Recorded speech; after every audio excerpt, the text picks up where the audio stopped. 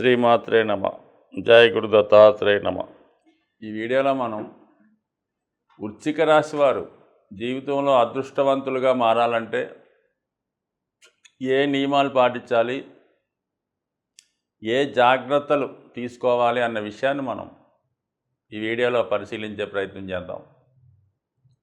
మరి వృశ్చిక రాశి వారికి కుజుడు అధిపతిగా ఉండడం జరుగుతూ ఉంటుంది. అంటే వీళ్ళు చాలా ధైర్యంగా, సాహసంగా ముందుకు వెళ్ళడం జరుగుతూ ఉంటుంది. చాలా ఉత్సాహంగా కనబడుతూ ఉంటారు. ఇదే రాశిలో మనకి విశాఖ, అనురాధ, జ్యేష్ఠ నక్షత్రాలు రావడం జరుగుతూ ఉంటుంది. అంటే ఈ 3 నక్షత్రాల్లో పుట్టినవారు ఈ వృశ్చిక రాశి జాతకులుగా మనం పరిగణించబడడం జరుగుతుంది. మరి విశాఖ 4వ పాదంలో జన్మించిన వారికి సుమారుగా 4 సంవత్సరాల నుంచి 1 సంవత్సరం అటు ఇటుగా గురు మహాదశ ఉంటుంది. దాని తర్వాత 19 సంవత్సరాలు ఈ శని మహాదశ ఉంటుంది. కాబట్టి మరి ఎక్కువగా అనురాధ నక్షత్రంలో పుట్టిన ఈ విశాఖ 4వ పాదంలో జన్మించిన ఎక్కువ వీళ్ళకి విద్యా సమయం అంతా కూడా సుమారుగా అటు ఇటుగా 19 సంవత్సరాలు అవచ్చు, 23 సంవత్సరాలు మ్యాక్సిమం వరకు ఈ శని మహాదశ నడుస్తుంటాం. సో ఈ కారణం వల్ల ఏంటంటే వీళ్ళకి ప్రారంభ జీవితం అనేక ఒడిదుడుకులకి, స్ట్రగుల్స్కి కారణం అవుతూ ఉంటుంది. వీళ్ళకి అనుకోకుండా ఏంటంటే మరి ఈ ఒక విధంగా కుటుంబంలో చిన్నపిల్లలకంటే మామూలుగా ఈ 12 సంవత్సరాల పిల్లలకి కానీ ఎవరైతే పేరెంట్స్ మీద ఆధారపడినంత వరకు ఉంటారో, అంటే ఎడ్యుకేషన్ టైం వరకు అనుకుందాం, వాళ్ళకి ఆ టైంలో పిల్లలకి శని మహాదశ జరుగుతుంటే, మిగతా దశలు కూడా ఉంటాయి, శని మహాదశ ఈ రాశి వారికి పర్టికులర్ జరుగుతుంది. కాబట్టి వాళ్ళ పెద్దవారికి కూడా ఏవో కొన్ని ఇబ్బందులు వల్ల ఎక్కువగా వీళ్ళ మీద బాధ్యత పడుతూ ఉంటుంది. రెస్పాన్సిబిలిటీ పడటం వల్ల చాలా వరకు విద్య మధ్యలో ఆగిపోవడం, తొందరగానే కుటుంబాన్ని పోషించవలసినటువంటి బాధ్యత రావడం జరుగుతూ ఉంటుంది.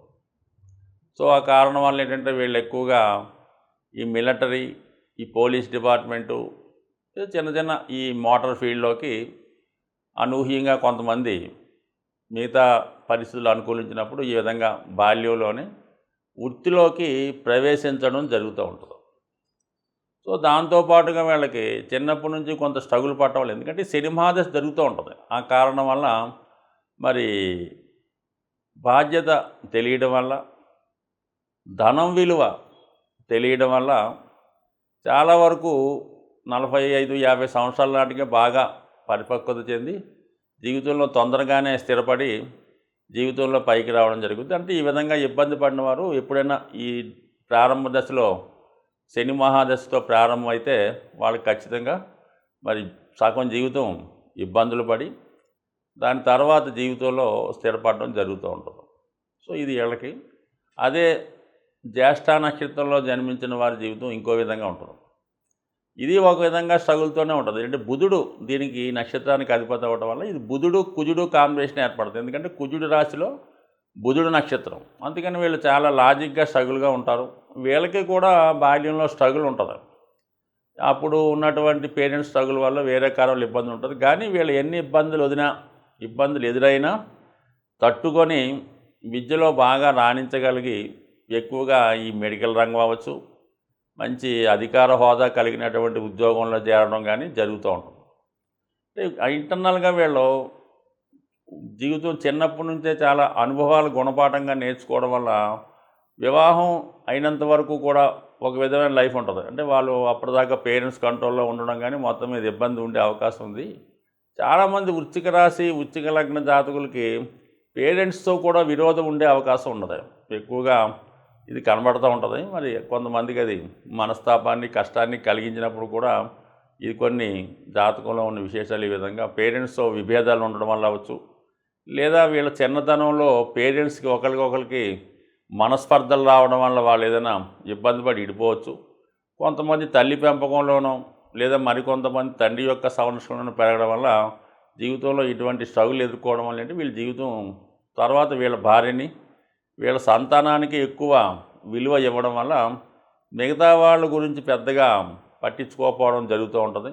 మొత్తం మీద జీవితం ఇది ప్రాక్టికల్గా జరుగుతుంటుంది అన్నమాట. అంటే ఇది సహజ రాశి చక్రంలో 8వ రాశి అవ్వటం వల్ల ఏంటంటే వీళ్ళ జీవితం అంతా కూడా ఏ స్థితిలో ఉన్నా కూడా చాలా స్ట్రగుల్సమ్గా బయట వాళ్ళకి ఇదే బాగున్నట్టు కనబడినప్పటికి కూడా జీవితంలో చాలా స్ట్రగుల్స్, చికాకులు, ఇబ్బందులు ఎదుర్కొంటూ ఉంటారు. మరి ఒక విధంగా ఈ రాశికి కుజుడితో పాటు కేతువు కూడా అధిపతి అవ్వటం వల్ల ఏంటంటే మరి కొంత వైరాగ్యం, కొంత అసహనం, కొంత ఇబ్బందులు అంటే పెద్దలు చెప్పింది ఏంటంటే గత జన్మలో ఉన్నటువంటి బాధ్యతలు, రెస్పాన్సిబిలిటీసు, చేసినటువంటి కొన్ని పనుల వల్ల ఈ వృశ్చిక రాశి లేదా వృశ్చిక లగ్నంలో జన్మిస్తారని, గత జన్మలో తీర్చుకున్న రుణాలు, బాధ్యతలు మరి ఈ జన్మలో తీర్చుకుంటారని చెప్తూ ఉంటారు. ఇది ముఖ్యంగా ఎక్కువగా ఈ కుంభరాశిలో జన్మించిన వాళ్ళు, అలాగే వృశ్చిక రాశిలో జన్మించిన వారికి కొన్ని అనుకోని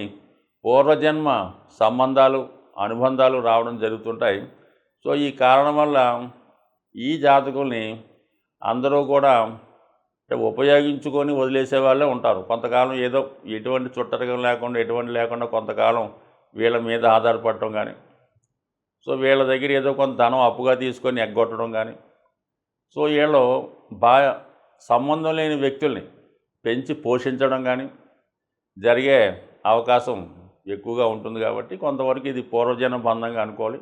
వీళ్ళు ఎక్కువగా మరి నా వరకు మనకు తెలిసినంత వరకు ఎక్కువగా వీళ్ళ పితృదేవతల్ని ఆరాధించవలసి ఉంటుంది. అంటే ఎక్కువగా ఈ శ్రాద్ధ కర్మలు, పితృకర్మలు చాలా జాగ్రత్తగా నియమం తప్పకుండా, క్రమం తప్పకుండా చేయవలసి ఉంటుంది. ఎక్కువగా మరి స్త్రీలని ఎక్కువగా గౌరవించడం, వాళ్ళని పూజించడం, అలాగే కుటుంబంలో ఉన్నటువంటి స్త్రీలని ఆ తల్లిగారో అత్తగారో ఎవరినైనా సరే ఎక్కువగా గౌరవించి వాళ్ళకి ఎటువంటి ఇబ్బంది లేకుండా, కష్టం లేకుండా ఉండడం వల్ల జీవితంలో వీళ్ళు చాలా సౌకర్యంగా, హ్యాపీగా ఉండే అవకాశం ఉంది. వీళ్ళు జీవితంలో కెంపు అనే ఉంగరాన్ని కానీ, పగడం లేదా కనకపుష్యరా ఉంగరం ధరించవచ్చు. వీళ్ళకి సాధ్యమైనంత వరకు వీళ్ళు మిథున మరియు కన్య రాశిలో జన్మించినటువంటి అమ్మాయిల్ని, అంటే అమ్మాయిలైతే అబ్బాయిల్ని, అబ్బాయిల్ని వివాహం చేసుకోకూడదు. అంటే వృశ్చిక రాశిలో జన్మించిన వారు కన్యా రాశిలో జన్మించిన వారిని కానీ, మిథున రాశిలో జన్మించిన వారితో కానీ వివాహం అన్నది 100కి 100 చేసుకోకుండా ఉండడమే మంచిది. అలాగే ఇటువంటి రాశుల వారితో ఎటువంటి లావాదేవీలు పెట్టుకోకుండా ఉండడమే మంచిది. సో అలాగే ఈ రాశి వారికి, వృశ్చిక రాశి వారికి బుధ మహాదశ, ఎందుకంటే మరి వీళ్ళు విశాఖలో పడితే గురువు, దాని తర్వాత శని, అంటే 23-24 తర్వాత బుధుడు వచ్చేస్తాడన్నమాట. 17 సంవత్సరాలు బుధ మహాదశ.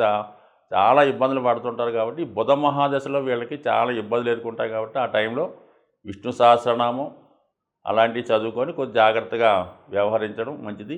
అలాగే ఏ మహాదశలో అయినా సరే మరి బుధుడు యొక్క అంతర్దశలో మోసాలు, చికాకులు, ఉద్యోగంలో ఇబ్బందులు, కుటుంబ సమస్యలు వచ్చే అవకాశం ఉంటుంది. కాబట్టి ఆ టైంలో సరి విధి విధానంగా మరి ఆ గ్రహానికి శాంతి చేసుకోవడం, వీలైతే ఎక్కువ విష్ణు సహస్రనామ పారాయణ చేసుకోవడం వల్ల 100% జాతకంలో దశల రూపంలో వచ్చే సమస్యల్ని పరిష్కరించుకునే అవకాశం ఉంది. సాధారణంగా మనం ఈ గోచార ఫలితాలు పరిశీలించినప్పుడు వ్యక్తిగతంగా వారి రాశులను బట్టి కాకుండా సహజంగా ఏర్పడే కొన్ని గ్రహాల కలయికలు జాతకులు అందరి మీద ప్రభావం చూపిస్తూ ఉంటుంది. అంటే సహజ రాశి చక్రం అయినటువంటి ఉంటుంది. అంటే అది మేషం లగ్నంగా తీసుకొని 12 భావాలు లెక్కేయడం జరుగుతూ ఉంటుంది.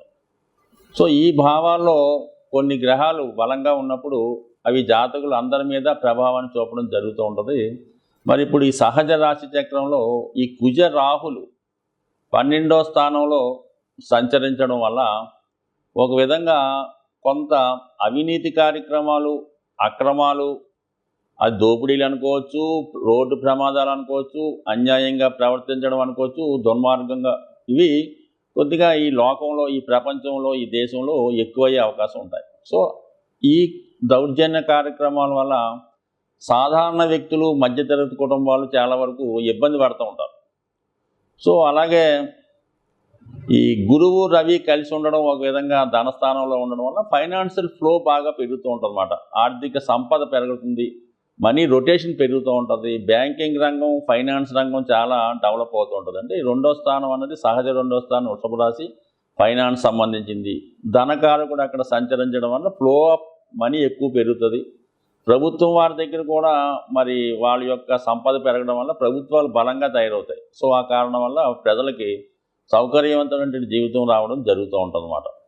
సో ఏదైనా మరి మంచి జరిగినప్పుడు అందరూ సంతోషిస్తారు, పథకాలు వచ్చినప్పుడు అందరూ తీసుకుంటుంటారు. కానీ ఈ కుజరాహుల కలయిక వల్ల కొన్ని ప్రమాదాలు, అనుకోని ఇబ్బందులు జరిగే అవకాశాలు ఉన్నాయి. కాబట్టి మరి రాబోయే 15 రోజులు ఈ ప్రభావం ఉంటుంది. కాబట్టి ఎక్కువ మంది ప్రయాణాలు చేస్తున్న వాళ్ళు, అంటే ఎక్కువగా ఈ మోటార్ సైకిల్ మీద వేగంగా ప్రయాణం చేస్తున్న వాళ్ళు, అలాగే ప్రమాదకరమైన వృత్తుల్లో ఉన్నవాళ్ళు కొంత జాగ్రత్తగా వ్యవహరించడం మంచిది. బట్ ఏదైనా రాబోయే 15 రోజుల్లో మరి ప్రతి ఒక్కరు కూడా ఈ అభిషేకం చేసుకోవడం వల్ల, అంటే మీన రాశిలో ఈ 2 గ్రహాలు ఏర్పడ్డాయి కాబట్టి ఎక్కువగా ప్రజలకు అనుకోకుండా నష్టం ఏర్పడుతూ ఉంటుంది, రుణదాతల నుంచి ఒత్తిడి ఏర్పడుతూ ఉంటుంది. అనుకోకుండా మెడికల్ ఎక్స్పెండిచర్, ఏదో చిన్న ప్రమాదం వల్ల అనుకోకుండా వచ్చే హెల్త్ ప్రాబ్లం వల్ల ఎక్కువగా హాస్పిటలైజేషన్ అవ్వడం, ధనం ఖర్చు అవ్వడం జరుగుతూ ఉంటుంది.